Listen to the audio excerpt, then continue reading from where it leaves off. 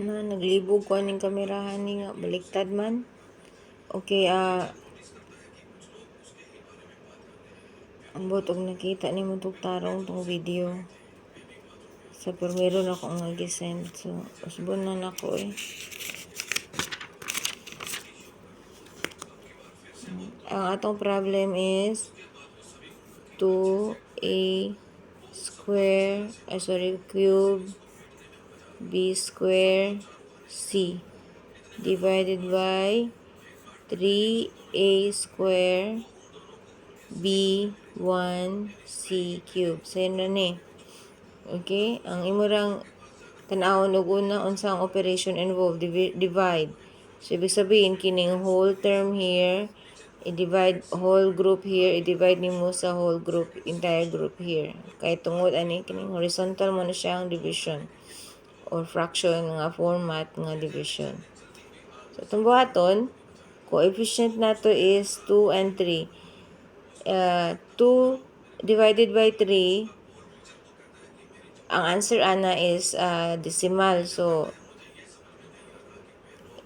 kung decimal ang answer, pabilin lang ng fraction sa coefficient, okay? Kung ang answer is decimal, 2/3. Pabilin lang na nato. Makita nato diri tapad-tapad ra. Actually, ang pasabutan niya is 2 times a cube times b square times c. Kanipod 3 times e squared times b times c cube. Mo ni siya ang pasabutan ni.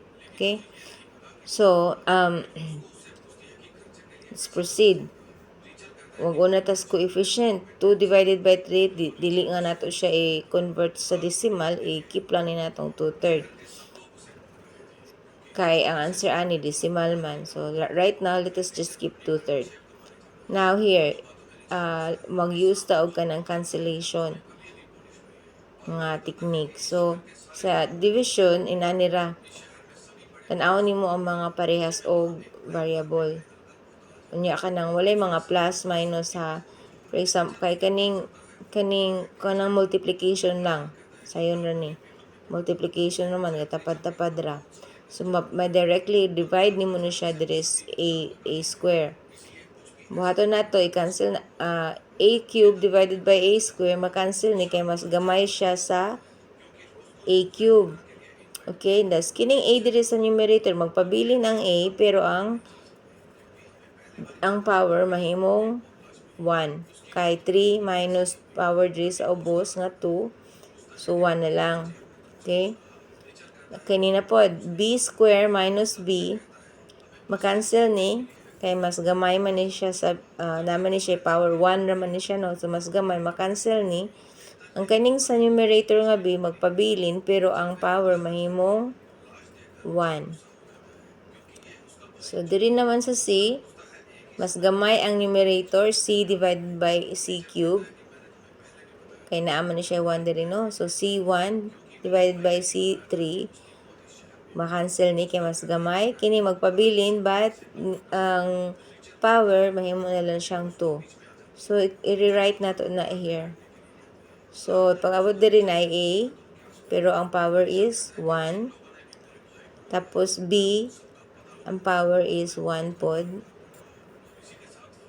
Tapos sa ubos, a, cancel tanan, b, cancel tanan, c, magpabilin, pero ang power is 2.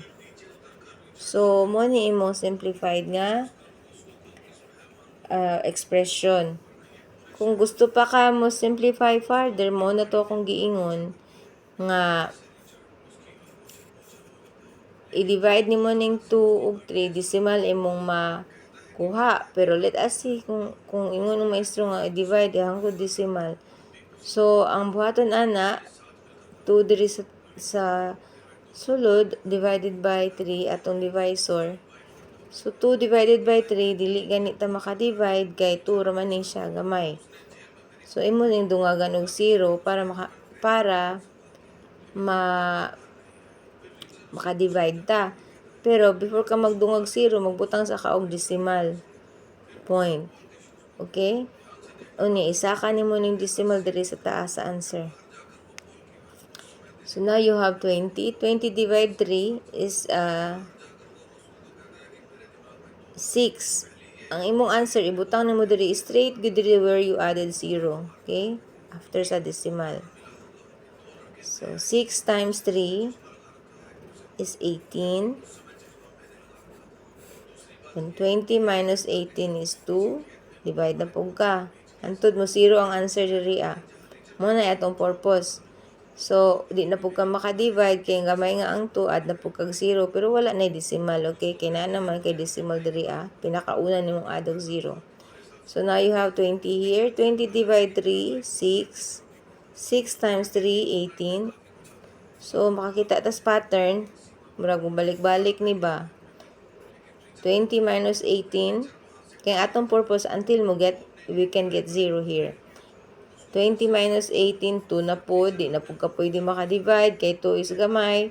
So, 20 divided by 3, pwede na. 6 na po.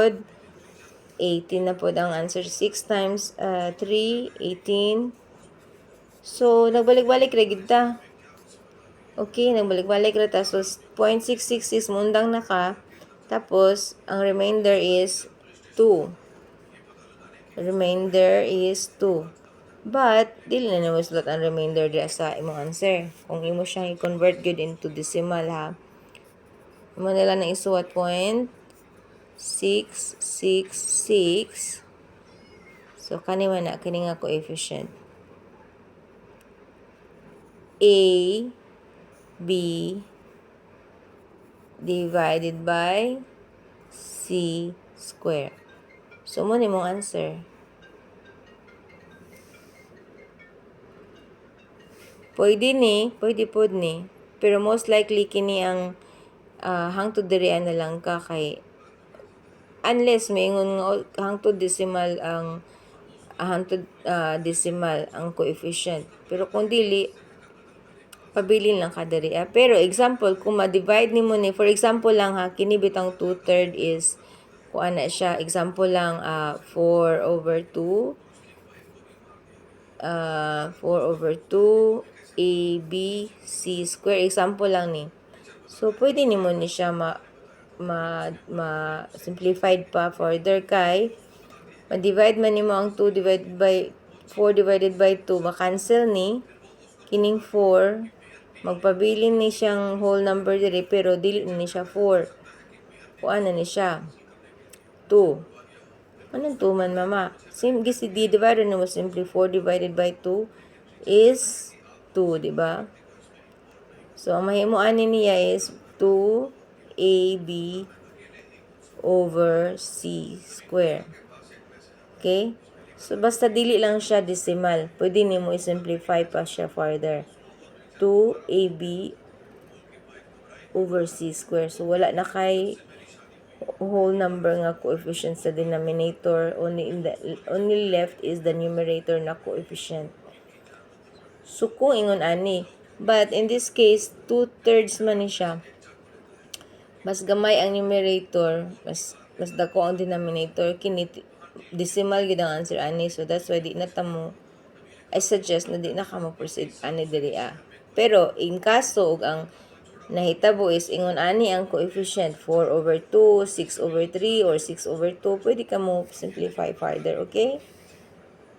Ingon ani ra ang buhaton, i-divide ra nimo siya normal nga divide. Example, kung 6 ni siya, niya 2 ni. So, mahimo ni siya 6 divided by 2, mahimo ni siya 3. Ang answer is 3AB over C square, ana.